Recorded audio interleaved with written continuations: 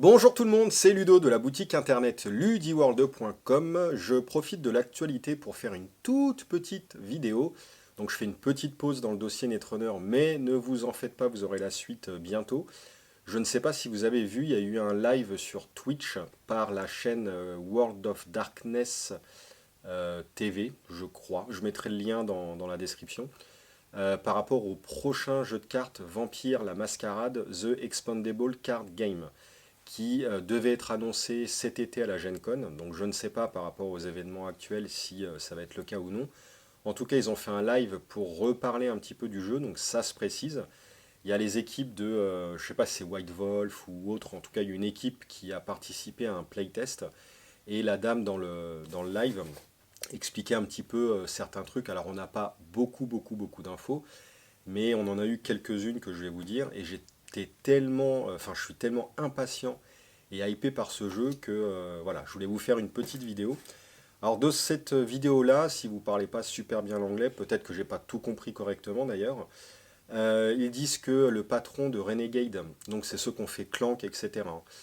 Donc le prochain Vampire, oui, pour résumer, ça sera un Expandable Card Game. En gros, c'est un LCG comme FFG. Vous aurez une boîte de base avec des cartes, vous pourrez faire des decks, etc.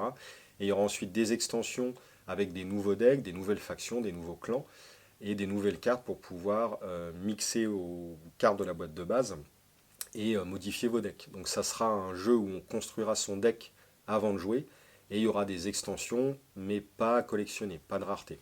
En tout cas, c'est ce que j'ai compris.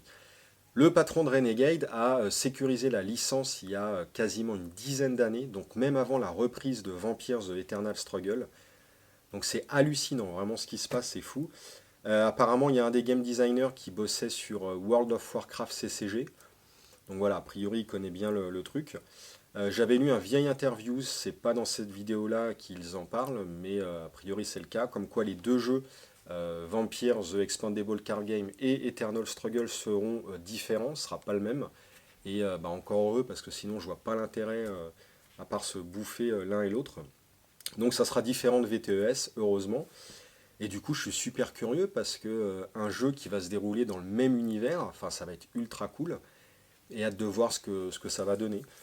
Moi, je m'attends à ce que ce soit plus simple, plus épuré, peut-être plus rapide, mais pas sûr. Là, dans la vidéo, ils ont l'air de dire qu'ils ont joué 2 heures. Ils étaient 4. Donc voilà, on est à peu près dans le créneau VTES. Donc ils ont joué à 4 clans différents. La fille, elle jouait Bruja, donc elle disait que son deck était orienté combat, elle était toujours dans la rue, assez agressif, etc. Les autres, ils faisaient leurs petits trucs politiques dans leur coin, etc. Elle a dit qu'à un moment donné, elle avait foutu un vampire adverse en torpeur. Donc déjà, voilà, on arrive à voir qu'il y aura du combat, étonnant. Torpeur, étonnant. Politique, étonnant. Manipulation des humains aussi. Bon voilà, c'est Vampire la Mascarade. Donc c'est là où je suis très curieux parce que d'un côté on peut être inquiet des similarités éventuelles avec Vampire, et c'est ce que je disais, si les deux jeux sont trop proches c'est un peu idiot, et de l'autre c'est dans le même univers, donc forcément il y aura la mascarade, il y aura tout ça. Donc je suis vraiment très curieux. Dans les futures extensions, du coup je l'ai dit, il y aura des nouveaux clans, bon bah ça on s'en doutait. Au niveau du feeling de la partie, elle disait que c'était vachement proche d'un jeu de rôle au niveau du ressenti. Donc je ne sais pas s'il y a des mécaniques particulières qui retranscrivent le jeu de rôle ou si c'est juste le fait que ce soit un jeu multijoueur avec un peu de politique, du coup des alliances, des discussions. On ne sait pas trop. C'est vraiment, je vous dis, c'est une vidéo à chaud, je voulais vous en parler, qu'on en discute dans les commentaires, hein. Il y aura différentes conditions de victoire et apparemment les clans seront vraiment orientés pour atteindre telle ou telle condition de victoire. Alors c'est un peu le cas dans Vampire aussi, il y a des clans, notamment par les disciplines, qui sont beaucoup plus orientés vote, orientés combat, orientés machin, mais globalement dans Vampire The Eternal Struggle, le but du jeu c'est de réduire le pool adverse. Les 30 points de vie, vous les balancez à zéro. Globalement, c'est la seule condition de victoire. Donc là, est-ce qu'il y aura vraiment des différentes conditions de victoire? Points de vie, contrôle de territoire, influence politique, c'est peut-être une valeur différente des points de vie, on ne sait pas trop.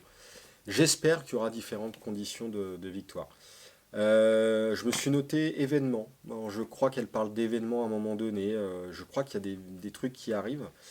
Et a priori, les joueurs peuvent se fighter entre eux, mais j'ai l'impression qu'il y aurait un ennemi commun où il y a un truc qui peut arriver de par le jeu. Alors c'est peut-être ça les événements, indépendamment de ce que se font les joueurs entre eux. Et elle disait qu'à un moment donné, les joueurs ils perdaient leur temps à faire leur magouille dans leur coin, mais que le plot, l'intrigue principale, elle continuait à se dérouler. Donc on ne sait pas. C'est peut-être, si c'est le cas, peut-être que le jeu serait jouable en solo ou peut-être jouable en duel du coup. Enfin, c'est peut-être ce qui permettra au jeu d'être jouable et d'être intéressant, peu importe le nombre de joueurs autour de la table. S'il y a un truc qui se passe dans le jeu qu'il faut contrer et qu'après il y a des joueurs en plus et que c'est une course ou voilà, on ne sait pas. Là, c'est des suppositions, mais je me dis que ça peut être intéressant. Il y a une page Facebook et un groupe Facebook qui existent déjà sur le jeu, donc pareil, je vous mets les liens en commentaire. Et puis, bah voilà, on attend de voir. Donc je suis très très très curieux, hyper impatient de ouf. Et n'hésitez pas à donner votre ressenti, puis à en discuter ensemble. Allez, c'était une petite vidéo et on repart sur Netrunner prochainement. Salut tout le monde!